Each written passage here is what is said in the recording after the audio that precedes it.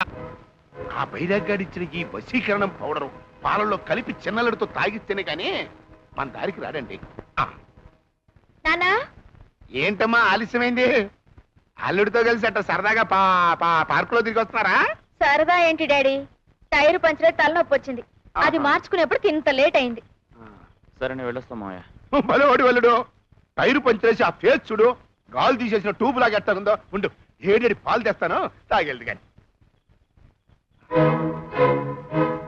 తాగటమేంటి, అమ్మాయిని చూసి రెచ్చిపోతాడు. వీళ్ళ పెళ్లి కూడా అయిపోద్ది, చిన్నడు సగం ఆస్తి కూడా నాకు సొంతం అయిపోద్ది. ఇవిగో అల్లుడు పాలు.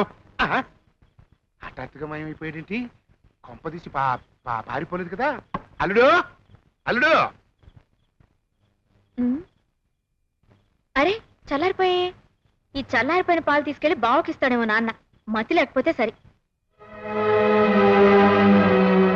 స్నానం చేసి ఒక గ్లాసుడు పాలు తాగి పడుకుంది కనరా.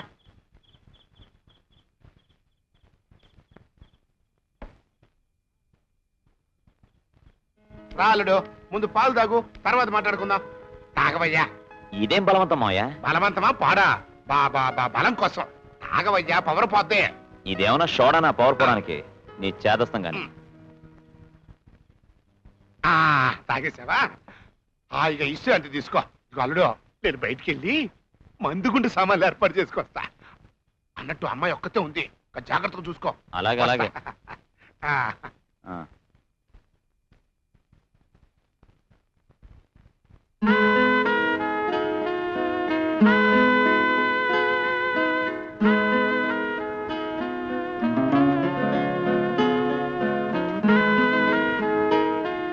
బావా, చిన్న బావా,